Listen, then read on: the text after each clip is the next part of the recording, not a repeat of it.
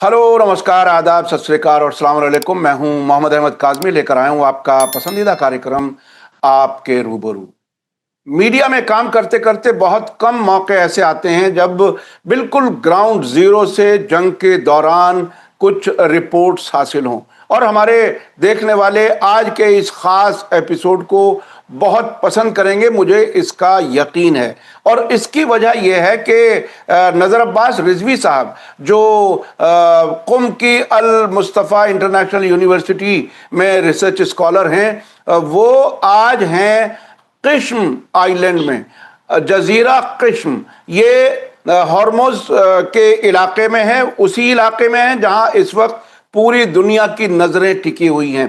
पिछले 3-4 दिनों में कई अहम जगहों पर गए हैं नज़र अब्बास साहब, जिसमें बंदर अब्बास, जिसमें हॉर्मुज़, और इस वक्त किश्म आइलैंड में हैं, और उससे पहले मिनाब स्कूल में भी गए हैं। वो सारी वीडियो मैं अलग अलग आपको दिखाऊंगा और उस पर आपको बहुत ही अहम इंफॉर्मेशन मिलने वाली है। कुछ वीडियो इस इंटरव्यू के दौरान भी मैं आपको दिखाऊंगा जो इस बातचीत से मुताल्लिक हैं। तो इसलिए आज बिल्कुल ऐसे देखिए जैसे बिल्कुल ग्राउंड जीरो से किश्म आइलैंड वहां पर है, जो बिल्कुल हॉर्मुज़ के ही एक हिस्सा है उस इलाके का, और वो पूरे इलाके के हालात बताएंगे आज।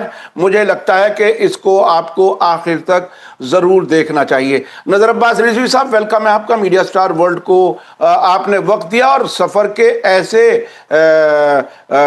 हलचल यानी मसरूफियत के दरमियान आप ने हमें टाइम दिया, हमारे दर्शकों के लिए याद रखा आपने मीडिया स्टार वर्ल्ड के देखने वालों को, इसलिए आपका बहुत बहुत शुक्रिया। आप ये बताइए कि हॉर्मुज़ के क्या हाल चाल हैं। हॉर्मुज़ में आपने कई जगह बहुत नज़दीक से गए, किश्ती में जाकर के, बोट में आप अंदर तक गए, बहुत सी चीज़ें आपने देखी समझी।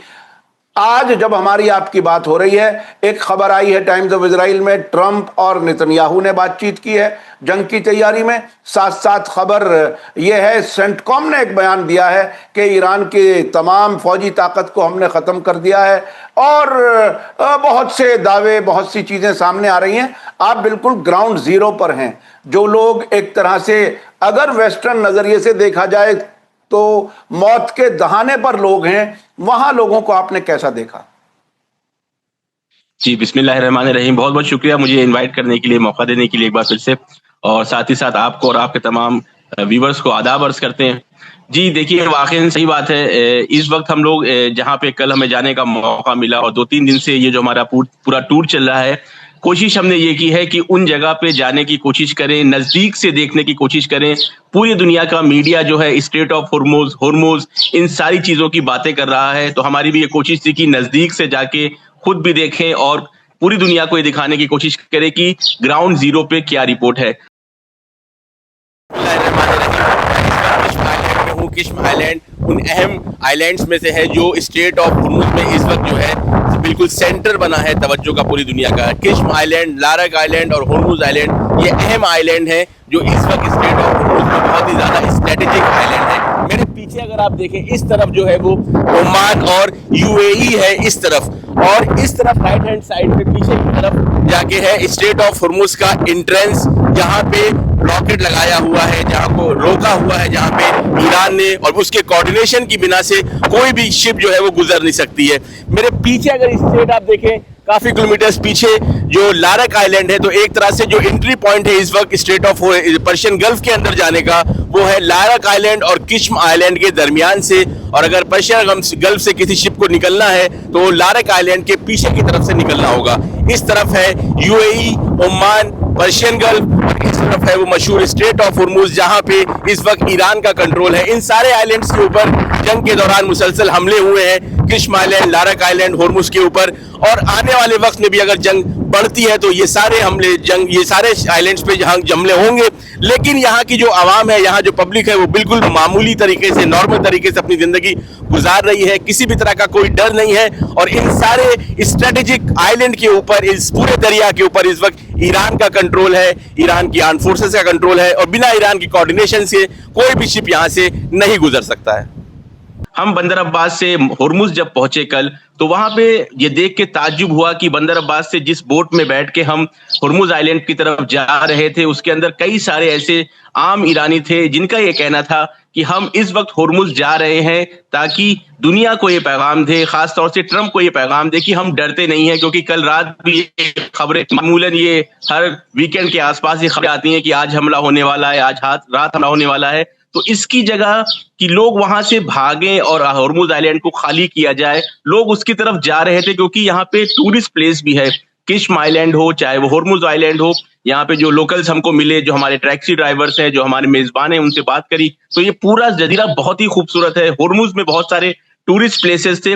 تو لوگ جو بندر عباس کے تھے وہ یہ کہہ رہے تھے کہ ہم یہ پیغام ٹرمپ کو دینا چاہتے ہیں. ہمارے ذریعے سے انہوں نے ہم سے کہا کہ آپ یہ بات کو بتائیں کہ ہم یہاں پہ کسی بھی طرح سے ہمیں ڈر نہیں ہے, ہم ہر طرح کی مشکل کے لیے آمادہ ہیں. ساتھ ہی ساتھ یہ بھی ہے کہ یہ پورا علاقہ, چاہے وہ بندر عباس کا ساحلی علاقہ ہو, چاہے وہ ہرمز ہو, چاہے وہ لارک آئلینڈ ہو, چاہے وہ کشم آئلینڈ ہو, یہ سارے آئلینڈ پہ ایران کی پکڑ اتنی مضبوط ہے کہ امریکن جہاز, امریکن وارشپس کئی 100 کلومیٹر ان علاقوں سے دور ہے. اور یہ جو خبریں آتی ہیں کہ ٹرمپ کی اور نیتن یاہو کی بات چیت چل رہی ہے, سینٹ کام نے بیان کیا ہے, یہاں پہ جب ہم عام لوگوں سے ملے, ہم نے بات کرنے کی کوشش کی تو ایک طرح سے مذاق کا ان کا ایشو رہتا ہے. وہ مذاق اڑاتے ہیں ٹرمپ کا, وہ مذاق اڑاتے ہیں نیتن یاہو کا, اور ایک پورے اقتدار کی صورتحال ہے زمینی لیول پہ. میں نے آپ کو ویڈیو بھی بھیجا ہے. کل جب میں ہرمز کے بالکل لاسٹ ایریا میں پہنچا, جو لاسٹ پوائنٹ تھا, وہاں پہ چھوٹے چھوٹے بچے 10 سال سے لے کے 15 سال سے بچے پانی میں تیر رہے تھے جیسے ساحلی علاقوں میں بچے کھیلتے ہیں. تو میں نے اس پہ ایک ویڈیو بھی بنائی اور دیکھا کہ کس طرح سے نارمل لائف ہے یہاں کی. جو کوسٹل لائن کے اطراف میں آس پاس لوگ بیٹھے ہوئے ہیں, شام کے وقت چائے پی رہے ہیں, بات چیت کر رہے ہیں, کسی بھی طرح سے کوئی ڈر نہیں ہے, کوئی دہشت نہیں ہے. ویسٹرن میڈیا کا جو ماحول بنایا جاتا ہے کہ سب, حتیٰ کہ یہاں تک میری جو بات ہوئی یہاں کے جو اہم مسئولین ہیں, جو یہ ذمہ دار حضرات سے, ان سے میں نے پوچھا تو انہوں نے کہا کہ گورنمنٹ کی طرف سے شروع میں ایڈوائزری بھی آئی ہرمز آئلینڈ کے لیے, خاص طور سے کہ لوگوں سے کہا گیا تھا کہ آپ خالی کر دیں.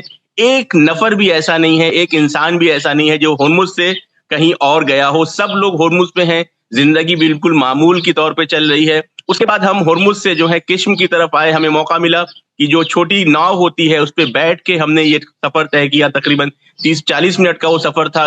اور این اسٹریٹ آف ہرمز کو ہم نے دیکھا کہ جو لارک آئلینڈ اور کشم آئلینڈ کے درمیان جو راستہ بنایا ہے ایران نے, اور اس راستے کے ذریعے سے انٹری ہونی ہے پرشین گلف میں, وہاں پہ کئی سارے جہاز لائن لگا کے کھڑے ہیں. صرف وہی جہاز موومنٹ کر پا رہے ہیں جو کوارڈینیشن کے ساتھ, ایران کے کوارڈینیشن کے ساتھ, ایران کی اجازت کے ساتھ موو کر رہے ہیں. اس کے بعد ہم کشم پہنچے ہیں.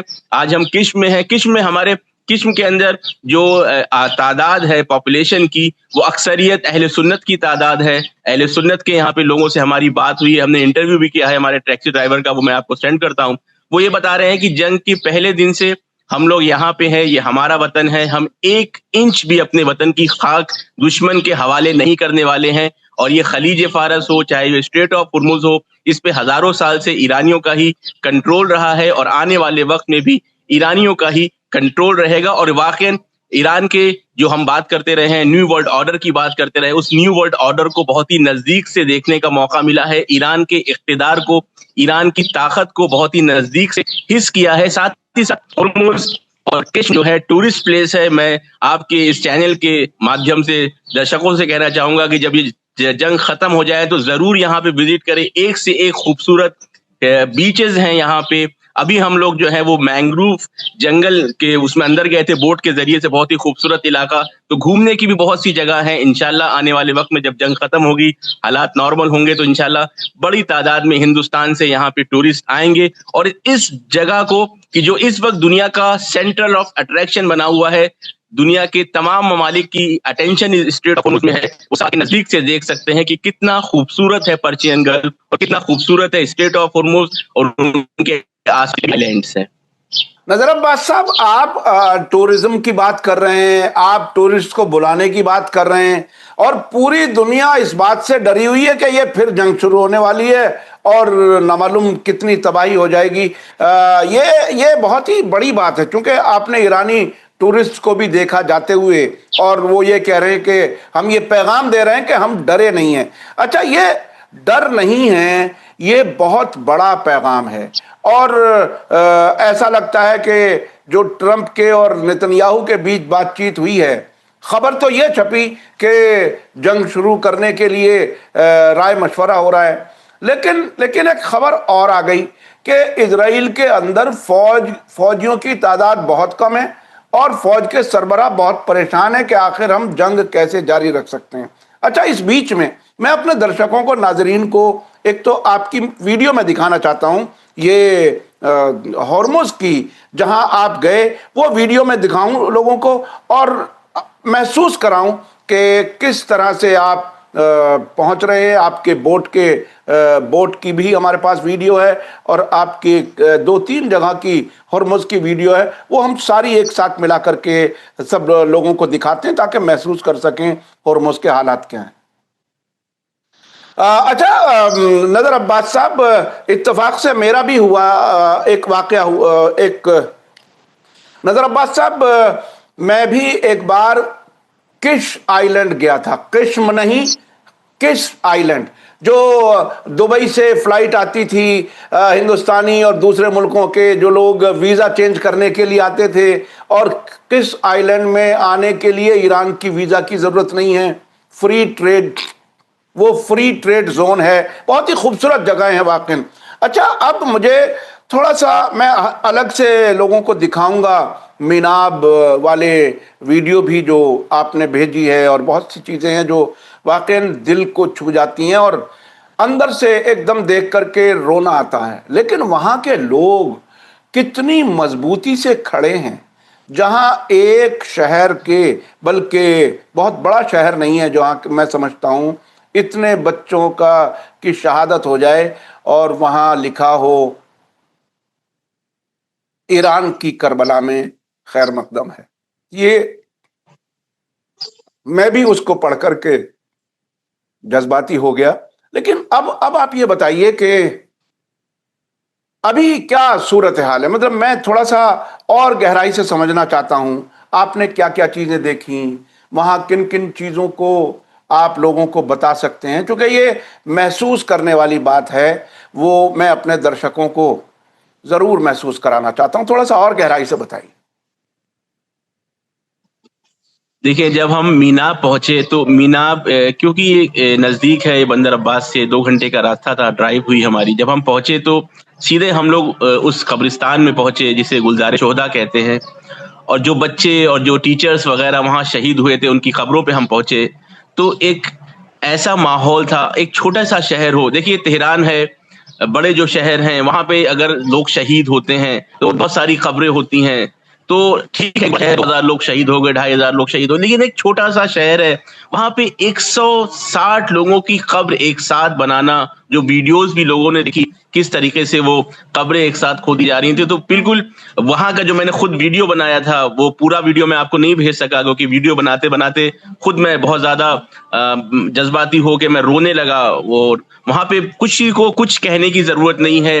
अक्सर ऐसा है, मैंने कई खबरें ऐसी देखी कि एक भाई और एक बहन जो कि सरनेम सेम है, पूछा तो मालूम चला सगे भाई बहन है, या 2 सगी बहनें हैं, या 2 सगे भाई हैं, या एक वालिदा है, उनका वो टीचर है उस स्कूल में, उनके दोनों बच्चे उस स्कूल में पढ़ते थे, एक बेटे की कब्र दाएं जानिब है और बेटी की कब्र बाईं जानिब है। ये तस्वीरें काफी हैं इंसान को झकझोर देने के लिए, इंसान को विचलित कर देने के लिए, और उसकी आंखों से खुद ब खुद अश्क जारी हो जाते हैं। मैं जल्दी बस एक वाकया बताऊंगा, एक बच्चे की कब्र है, उसके बगल में उसकी बहन की कब्र थी। वो बच्चा, उसके माँ बाप बताते हैं कि वो बच्चा दिल का बहुत कमजोर था, गुब्बारा वगैरह भी जब फटता था तो वो सहम जाता था, और वो उस वक्त जब, क्योंकि जो उस दिन हमला हुआ है स्कूल के ऊपर, 2-3 मिसाइलें अलग अलग वक्त पे पड़ी हैं। पहली जब मिसाइल पड़ी तो ज्यादा शहीद हुए थे, कम तादाद में लोग शहीद हुए थे, और अक्सर बच्चों को वहां की टीचर्स ने नमाज खाने के अंदर, जो यहाँ पे नमाज पढ़ने की जगह होती है और कल्चरल एक्टिविटीज की, वहां पे जमा किया। तो जब पहला हमला होता है तो वो बच्चा जो दिल का कमजोर है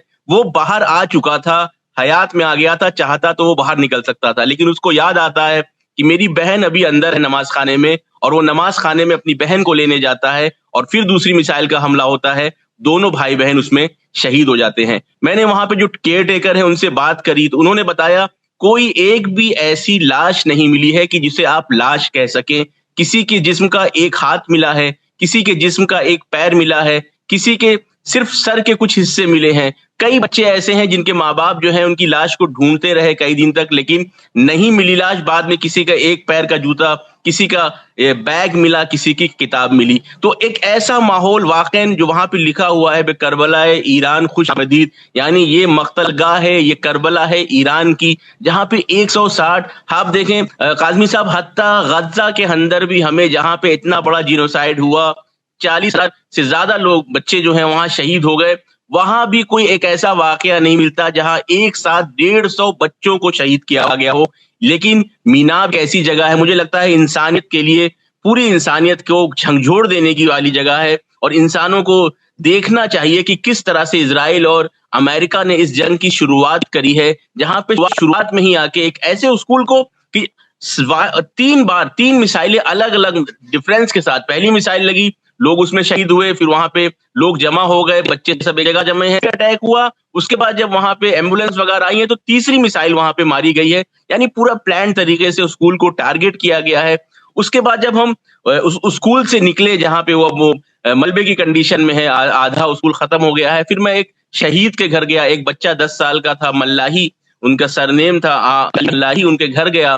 تو اس گھر کی بھی یہ جو داستان ہے وہ بڑی دلچسپ ہے. والد جو ہیں وہ اہل سنت ہیں, اور والدہ یعنی وہ بچہ جو شہید ہوا ہے ان کے والد اہل سنت ہیں اور والدہ ان کی شیعہ ہیں. تو یہ بھی پیغام ہے پوری دنیا کے لیے. یہ جو شیعہ سنی کا پروپیگنڈا چلانے کی کوشش آتی ہے ایران میں اور امت مسلمہ کے درمیان, میناب ایک ایسا شہر ہے جہاں پہ شیعہ سنی مل کے رہتے ہیں. خود اس شہید کے گھر میں والد جو تھے وہ سنی تھے, والدہ شیعہ تھے. ہم نے ان سے بات کری تو ہماری حالت جو ہم بہت زیادہ احساسی تھے, ایموشنل تھے, ہماری آنکھ سے آنسو جاری تھے, لیکن ماں باپ اس کے ساتھ ساتھ یا بچے رو رہے تھے, لیکن ساتھ ہی ساتھ انہیں یہ کہنا تھا کہ اپنے ملک کی دفاع کے لیے, اپنے وطن کی دفاع کے ہم ہر مشکل اور ہر سختی کو اٹھانے کے لیے تیار ہیں. چھوٹی ایک بہن بھی تھی اس لڑکے کی, اس سے بھی ہماری بات ہوئی, اس نے یہی کہا کہ ہم سب مل کر سنی سارے مسلمان جتنے بھی ایرانی ہیں وہ سب اپنے ملک کی دفاع کر رہے ہیں, اور ایسا نہیں ہے کہ ہمارے بچوں کو شہید کر کے ایران کو ڈرایا جا سکے, ہمیں دبایا جا سکے یا ہمیں کمزور سمجھا جائے. ہم پورے اقتدار کے ساتھ اس جنگ میں اپنے وطن کی دفاع کے لیے کھڑے ہوئے ہیں, ڈٹے ہوئے ہیں اور ہر مشکل کے لیے آمادہ ہیں. تو یہاں پہ جو مجھے موقع ملا اس قبرستان میں جانے کا, اس مدرسے میں جو ابھی کھنڈر کی شکل میں ہے, ملبے کی شکل میں ہے وہاں, اور اس کے بعد ایک شہید کے گھر جانے کا, ان سب کے دوران میں نے دیکھا کہ پورے میناب جو ہے ان اسکول کے بچوں کے پوسٹر سے, ان کی تصویروں سے بھرا ہوا ہے, اور پورا شہر جو ہے وہ غم میں ڈوبا ہوا ہے ان بچوں کی شہادت کے ساتھ ساتھ میں یہ بھی ہائی لائٹ کرنا چاہوں گا کہ وہاں ٹیچرز تھیں پہلے حملے کے بعد, سلام ہوا ٹیچرز کو جو پہلے میسائل حملے کے بعد باہر نکلتی تھیں, لیکن انہوں نے باہر نکلنے سے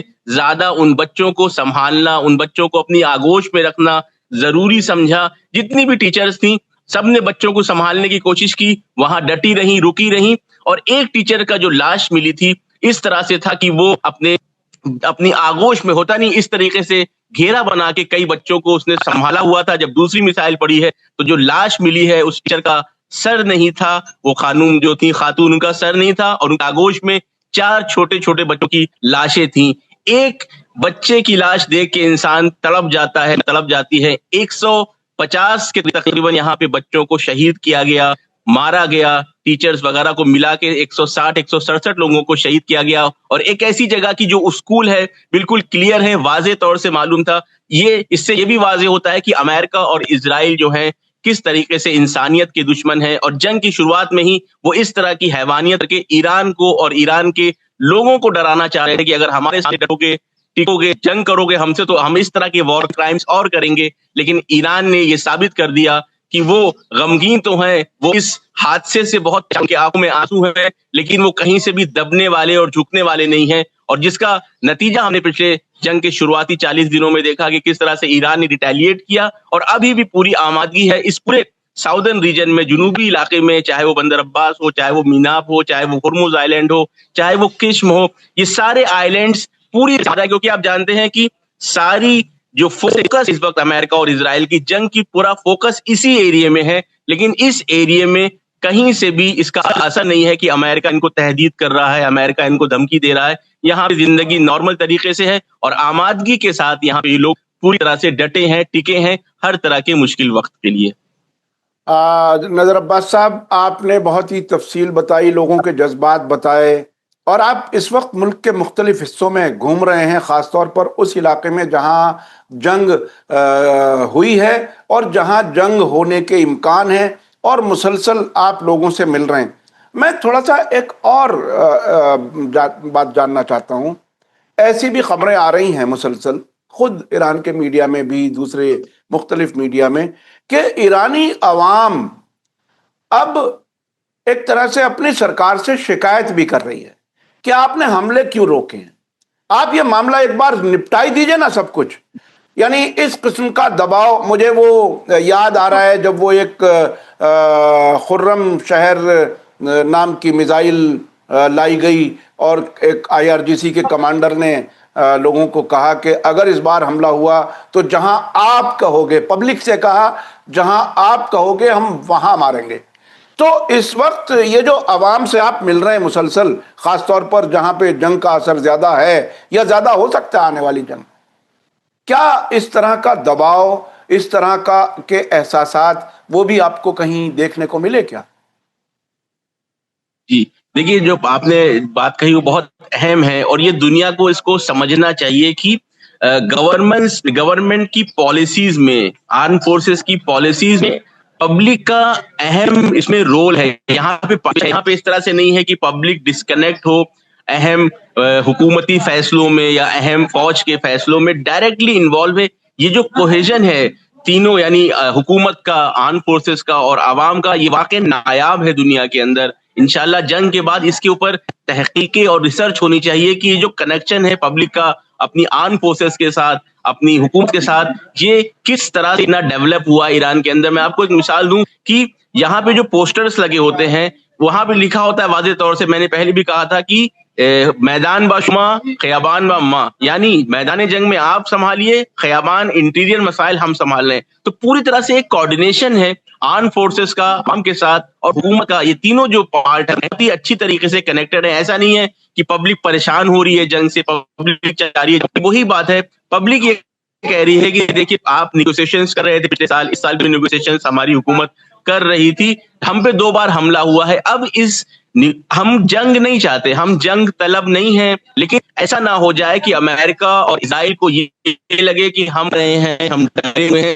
اس وجہ سے آگے کرنا چاہ رہے ہیں. ہم چاہتے ہیں جنگ کو ایک ایسی جگہ پہ لے کے جائیں, ایجاد کریں کہ جس کی وجہ سے دوبارہ ہمارے اوپر حملہ نہ ہو. اور یہی فیلنگ اس وقت جتنے بھی یہاں پہ آئی لینڈس ہیں, چاہے ہورموز کا, قشم کا, لارک کا, مختلف آئی لینڈس کے اندر بھی یہ لوگ چاہتے ہیں کہ ہم اس جنگ کو اس پوائنٹ پہ لے جائیں, ایسا نہ ہو کہ پھر آئے مذاکرات کیے جائیں, سیز فائر ہو جائے اور 6 مہینے کے بعد دوبارہ حملہ ہو, تاکہ پوری طرح سے صحیح معنوں میں یہاں پہ پیس ہو سکے, شانتی بحال ہو سکے. کیونکہ یہ جو دریائی علاقہ ہے, پرشین گلف کا, اسٹیٹ آف ہرمز کا دریائی علاقہ ہے, یہاں پہ جو لوگوں کے روزگار ہیں وہ دریا سے متصل ہیں, ٹریڈ ہوتے ہیں, یہاں سے چیزیں بھیجنا لانا, یا پھر فشنگ کا جو یہاں پہ کام ہے اس کا اہم ایک رول ہے. تو جب جنگی ماحول ہوتا ہے تو ڈائریکٹلی امپیکٹڈ ہوتی ہے لوگوں کی زندگیاں. ٹورسٹ پلیس ہیں, جنگ ہے تو ٹورسٹ کی تعداد بھی بہت کم ہو گئی ہے, تو جنگ کی وجہ سے ان کی زندگیوں پہ اثر ہے. لیکن یہ کہہ رہے ہیں کہ ایسا نہ ہو جائے, یہ معمول بن جائے, یہ روٹین بن جائے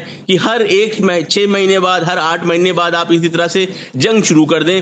جنگ کو نتیجہ تک پہنچانا ہے, اور وہی بات جو پیغامات ایران کی حکومت کی طرف سے آتی ہے کہ بھائی ہمیں اینڈ آف دا وار چاہیے, اینڈ دا فائر چاہیے, سیز دا وار نہیں چاہیے, سیز فائر نہیں چاہیے. تو عوام بھی یہ کہہ رہی ہے کہ جنگ کو اس مرحلے میں لے کے جائیں کہ پورے منطقے سے جنگ ختم ہو جائے, تاکہ ہم امن و چین کے ساتھ اس پورے اس دریا کے علاقے میں اپنے کام کاج کو کر سکیں, کسی طرح کا بھی ڈر نہ ہو. اور اسی طرف دھیرے دھیرے بات بڑھی ہے. مجھے ایسا لگتا ہے کہ امریکہ اور اسرائیل کے پاس آپشن نہیں ہے کوئی بڑا حملہ کرنے کی, کیونکہ اگر بڑا کرنے کا آپشن ہوتا تو وہ ویٹ نہ کرتے. وہ اتنے زیادہ کروئل لوگ ہیں, اتنے خوخار لوگ ہیں کہ انسانیت کے لیے کسی کے لیے رکنے والے نہیں ہیں. ان کے پاس آپشنز نہیں ہیں. ٹرمپ کے پاس بھی خاص آپشن نہیں ہے, کیونکہ اسٹریٹ آف ہورموز کی ساری تیاریاں, ساری کوششیں کی جا چکی ہیں. وار شپس کو بلایا گیا, نیٹو سے مدد مانگی گئی, یورپین نیشن سے مدد مانگی گئی. ابھی جو اسٹیٹ بنا رکھی ہے وہ ایک ماحول بنانا چاہتے ہیں کہ نئی نئی باتیں. دیکھیں اب تو انٹرنیشنل میڈیا کے اوپر کی دھمکیوں کا کوئی خاص اثر نہیں ہوتا.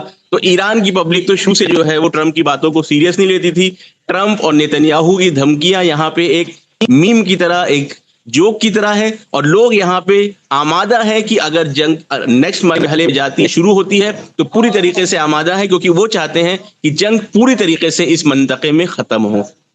پوری طرح سے جنگ ختم ہو، امن پرماننٹ ہو، روز روز کی دھمکیاں نہ ہوں، اور اس کے لیے اسرائیل کا خاتمہ ضروری ہے. یہ بھی بہت لوگ محسوس کرتے ہیں، سمجھتا ہوں. اور اس علاقے سے امریکہ کا پوری طرح سے انخلا، یہاں سے واپس جانا بہت ضروری ہے. کیونکہ اصل یہیں پر پرابلم ہے کہ امریکہ اپنے مفادات حاصل کرنے کی کوشش کرتا ہے ان عرب ملکوں سے.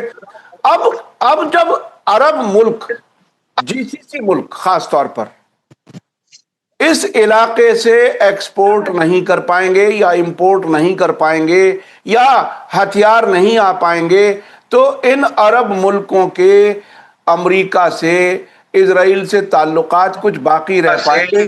آپ کو کیا لگتا ہے، کیا ہوائی جہازوں سے تعلق بنائے رکھا جائے گا یا ایران کے ساتھ کوئی کمپرومائز ہوگا؟ ایران کو نظر انداز کر کے یہ ملک چل ہی نہیں سکتے. کیا لگتا ہے آپ کو، کچھ لوگوں کو بات چیت کرتے ہوئے کہیں چرچا ہوتی ہو وہاں کے میڈیا میں، وہاں کے لوگوں میں؟ تھوڑا سا اس پہ بھی بتائیے.